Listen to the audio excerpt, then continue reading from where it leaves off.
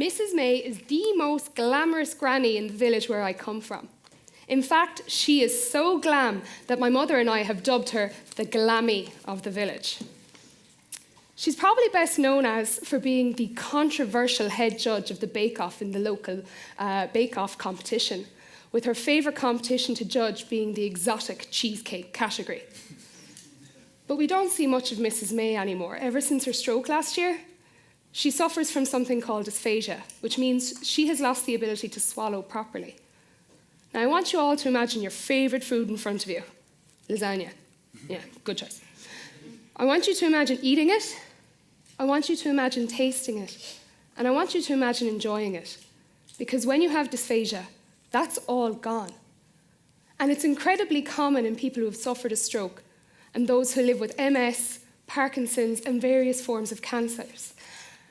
And it's really common more than you think, with over 30% of over 65s all over the world living with dysphagia every day. Which is crazy. I mean, we swallow over 600 times a day. That's like 25 times an hour. I bet you just did it there and you didn't even realise. But you might be salivating at the lasagna. And when you swallow, what happens is your body uses 50 pairs of muscles to transfer your lasagna from your mouth to your throat and then down towards your stomach via a stretchy tube called the esophagus. And this esophagus is really cool. These muscles work together to squeeze the food through the esophagus in a motion known as peristalsis, a little bit like when you squeeze that last bit of toothpaste out of the toothpaste tube onto your toothbrush. Unless you're one of those maniacs that squeezes from the top, because then...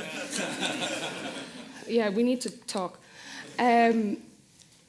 But if you've got dysphagia, your peristaltic motion or your swallowing motion has been disrupted in some way, or your esophagus, that stretchy tube, has become blocked.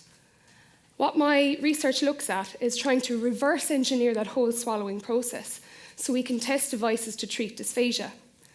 So I'm building a swallowing robot. And what I do is I recreate the esophagus tube using a material that's just as stretchy as we need it to be, and I coat it in a lubricant that mimics saliva. I then program my robot or tell my robot just how strong or how much force I want to push the food through this tube and how fast I want it to do that. So I can mimic not only healthy swallowing and that unhealthy swallowing for people with dysphagia.